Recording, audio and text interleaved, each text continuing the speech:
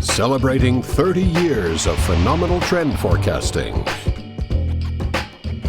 Here's Gerald Celente with today's trends in the news. Hi, this is Gerald Celente. It's Saturday, July 13th. I didn't want to do it on Friday the 13th, so I waited till Saturday the 13th. And here are some of today's trends in the news. On the market fronts yesterday over here in the States, boom, that Dow keeps going higher. Stocks climb to records and oil prices surge this week. You know why? They ended the trade wars and the tariffs. No, because investors bet the Federal Reserve will be able to forestall a downturn by pumping in more monetary methadone for those people that they call investors that are nothing more than gambling drug addicts.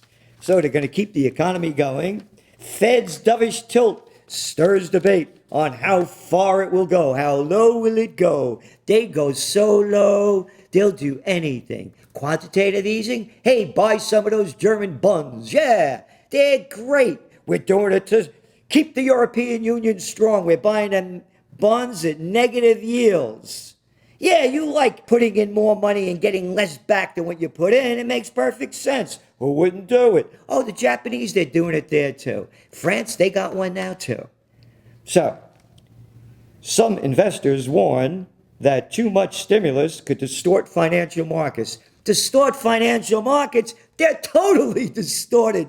The whole global economy is distorted with quantitative easing, zero negative interest rate policy. Oh, and those Chinese with their, we don't need no reserve ratio requirements, and then banks just loan out that dough. That's all it is. Is it working? China's foreign trade stumbled last month as both imports and exports fell despite efforts to revive domestic demand. Isn't that some nice white shoe lingo, huh? Revive domestic demand. Come up with new schemes to pump money into the system to keep the fraudulent thing going. Oh, what do they got, a $40 trillion debt bubble? Don't worry about it. Singapore suffers slowest growth rate in decade. No, there's no global slowdown. Everything is just great. They got to keep those injections going because Italy plans challenge to tight EU rules on public spending. So in Italy over there, things stink, so they want to revive the economy and pump more dough in, but the European Union is their master.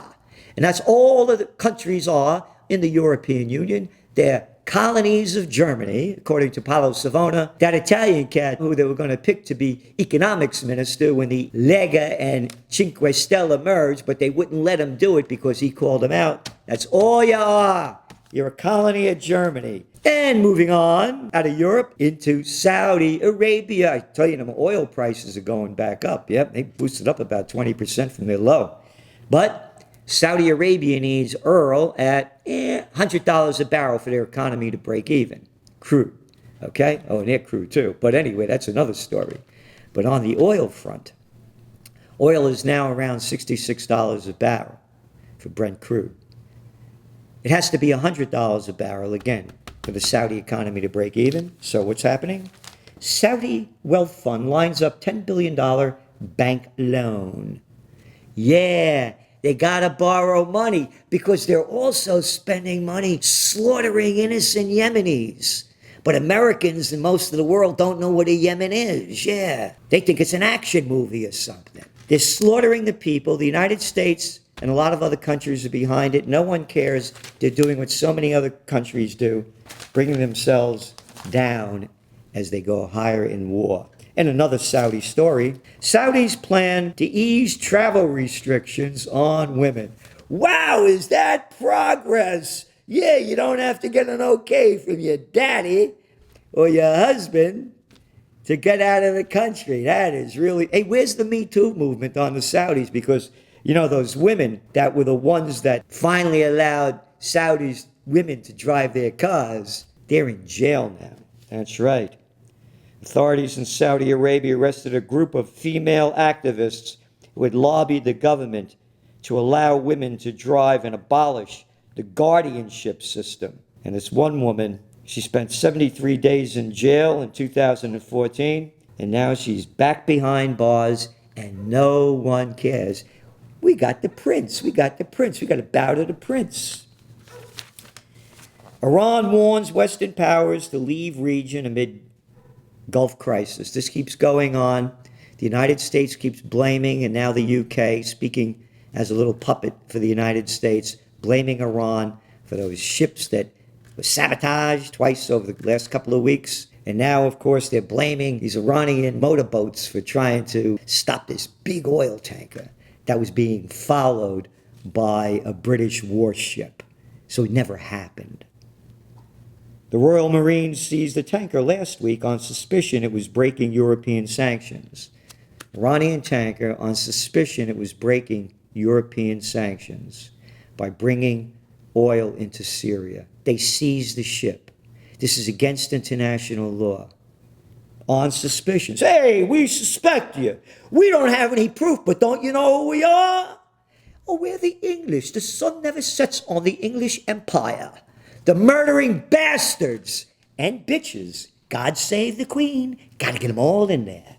Iran's foreign ministry said, quote, "This is a dangerous game and has consequences. The legal pretexts for the capture are not valid. The release of the tanker is in all countries' interests." Iran said it will take reciprocal measures if its tanker is not released.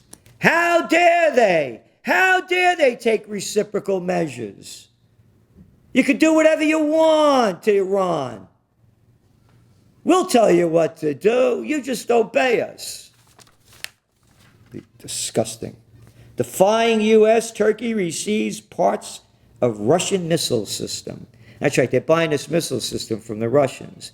And they're defying the United States. I dare you don't buy them from our military-industrial complex. Oh, you mean the Russian one maybe is better than ours? Defy the United States. Who the hell is the United States to tell a foreign country what to do? What if Turkey told the United States, you know, I don't want you buying those Boeings anymore. You got to buy them Airbuses. And I don't want you using Lockheed Martin. I want you using our military. Who the hell would the United States tolerate that? Nah, we're the exceptionals. We can tell anybody what to do. Keeping the anti-Russian hatred going, and adults that I know believe it, by the way.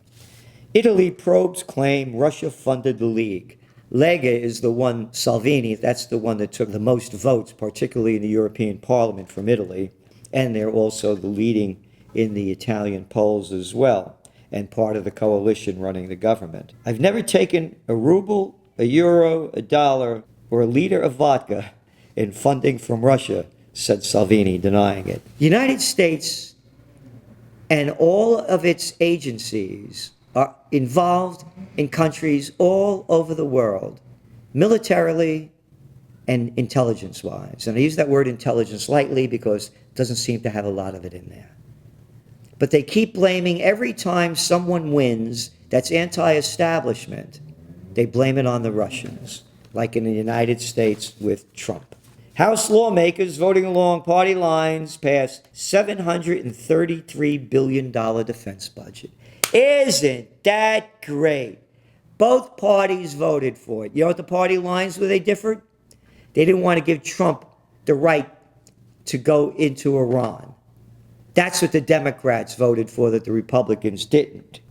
On Friday, Mr. Trump's ability to authorize a military strike on Iran unless he obtains congressional approval was passed. A 251 to 170 vote reflected general war weariness. Now, there's hardly any war weariness in America when you pass a $733 billion wasteful defense budget to enrich the military-industrial complex, as Boston can't fix its trains fast enough. A $10 billion upgrade is underway, but fare increases, derailments, rile riders, and politicians, rile the politicians, little suck shits. Our infrastructure is rotted. These trains are ancient, like they are in most of America. But you can spend, when you put the intelligence, Homeland Security, and other agencies into the defense budget, it's over $1 trillion wasted as the country is turning to waste. Minister accused of wasting public money on lavish meals. A French environmental minister is fighting to defend himself against accusations that he improperly spent public money on lavish dinners. Blah, blah, blah, blah. It's everywhere. They're politicians. They're suck-ups. They're bureaucrats that steal our money so they can live lavish lives. As we, the workers in slave land here, pay our taxes and make sure you're not late and don't cheat on anything. And then the property taxes, school taxes, taxes on everything they could tax, so these lowlifes can live the high life. Don't forget to vote. Don't forget to vote.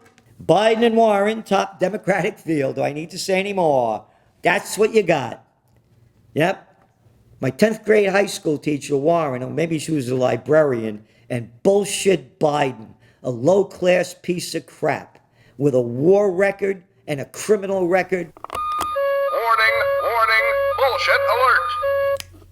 That I say suits him to be president of the United States. Looks like Trump so far. That's our forecast. As things stay the way they are, Trump 2020. And speaking of Trump, obesity is costly, both on the individual and societal levels. Now more than 1 in 3 adults in America are obese.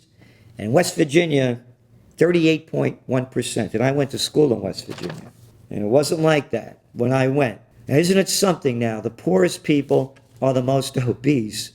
Back in the old days, the poorest people were the thinnest. Tell you a little bit about the crap that we're eating.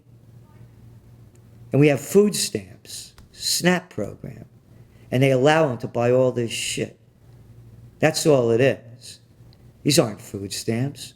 This is a gift to the industry that's destroying America. Snack foods, junk foods, dumbed down USA, costing $190 billion in obesity-related health expenses. You know the latest number they came out with? 2005. Can you imagine what it is now? Of course you can. You want the accurate information? It's in your Trends Journal. It was a top trend of 2019, ready to explode. And so too, by the way, that gold is looking good too. Gold prices closed the week at $1,415.